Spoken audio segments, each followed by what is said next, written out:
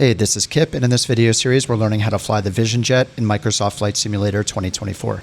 This is part 5, where we're going to quickly go over the changes made in Sim Update number 1 that came out on the 6th of March. When you get the Vision Jet started, you may notice that the screens are much darker than they used to be. If you look towards the bottom right corner of the PFD screen, you'll see this little instrument panel knob right here. You can go ahead and just turn that. That will control the brightness of the PFD, MFD, and all 3 Garmin touchscreens. Right next to that instrument panel light knob that we just used is a checklist control. It looks kind of like a mouse wheel, and you can roll it up and down and also press it in just like a mouse wheel. The first time you right-click to push the checklist knob in, it will bring up the checklist right here on the PFD. You can see that it's on the normal procedures section on the checklist called Before Engine Start. As you complete items in the checklist, all you have to do is right-click on that knob again, and it will check it in advance to highlight the next item in the list. If you make a mistake, you can roll the wheel to go backwards and untick any of the items in the list. So now that I've finished that checklist, I'm just going to right-click again to advance to the next checklist. If you want to browse the other checklists that are available, like abnormal and emergency checklists, we actually need to change which window the MFD is controlling right now. Since all 3 of these windows I have open are controlled by the MFD, we have to tell it which one we want to interact with. So we do that using this little knob right here next to where it says pane. And you can see it change this little box to show which one's highlighted. And also, if you look at the 3 windows themselves on the top screens there on the PFD and MFD screens, you can see which one is highlighted at the title area right here. See where it says checklist? It changes it to fill in with that blue or teal color in the background. So make sure you choose the checklist pane, and then you can click the checklist button to go into the checklist options. And there are a bunch of options here for emergency procedures. The normal procedures are the ones that it goes through automatically when you use the little scroll wheel. Then we even have things like icing procedures, so you can feel free to go through these and explore them. And if you get really into flying the Vision Jet and run into some emergency situations, you know where to find the checklist to deal with them. There's also a checklist options button right here. So if you ever want to reset the entire checklist back to its default state or all of the checklists, you can just use those buttons to do that. Back in part 1, I showed you where the auto throttle and the TOGA or takeoff go around button are, which is this little thumb button right here. But that's actually been changed, and this button is now an auto throttle disconnect button. The TOGA button has moved to this invisible click spot right here towards the front of the throttle handle. That's actually kind of hard to find. And they made this change because it's actually realistic that the thumb button is the disconnect button. So you can click that invisible spot at the front of the handle to set the TOGA mode still.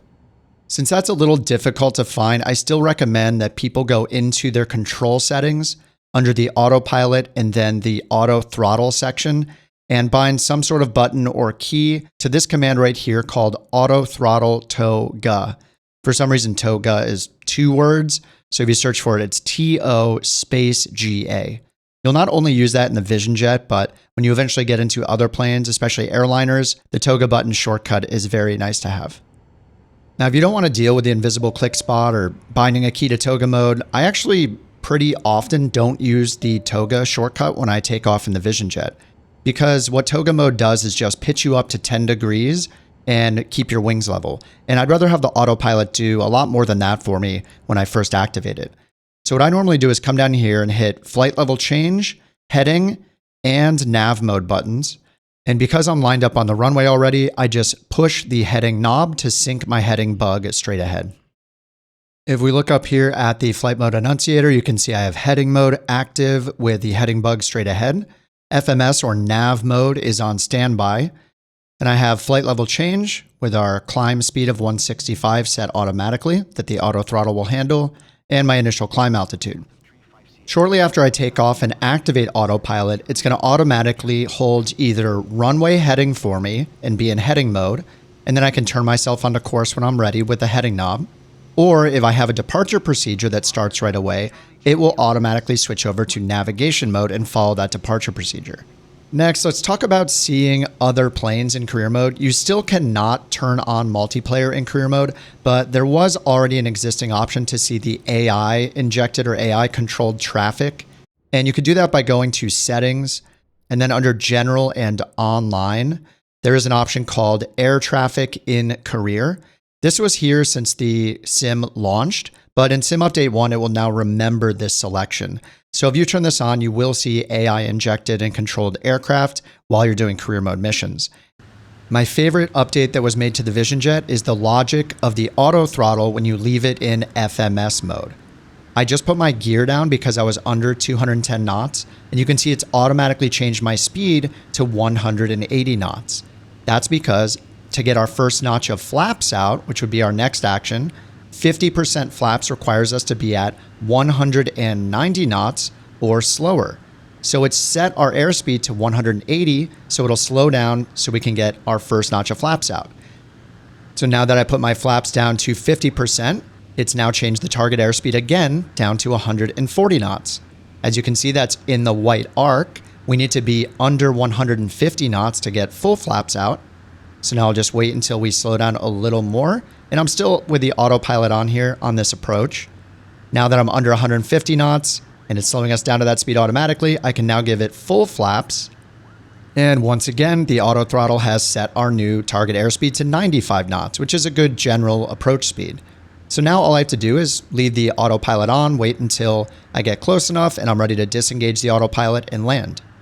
Now, speaking of the autopilot, a bug that was fixed is the previous bug where the autopilot was automatically turned off whenever our height above the ground got to 400 feet. You can see I'm at about 600 feet AGL right now above the ground with our radar altimeter.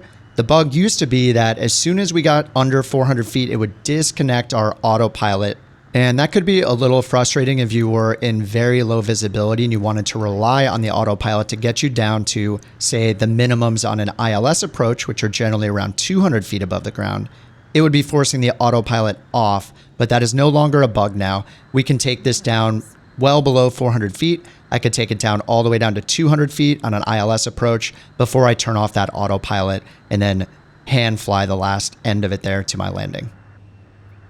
Now, of course, not everything with the update is perfect. There are still some bugs with career mode, and one I've been running into a lot is that once I land, it doesn't think I'm at my destination.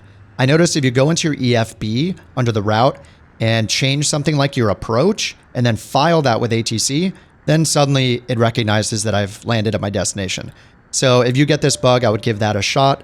I do get a few points deducted here. You can see it's got aviator performance warnings and stuff, but at least I didn't have to take off again and waste more time landing at the airport a second time. So I would recommend messing with the route, especially the departure, arrival, and approach procedures, and then click that File Flight Plan with ATC button as you modify the route in the EFB or tablet and see if that fixes it for you.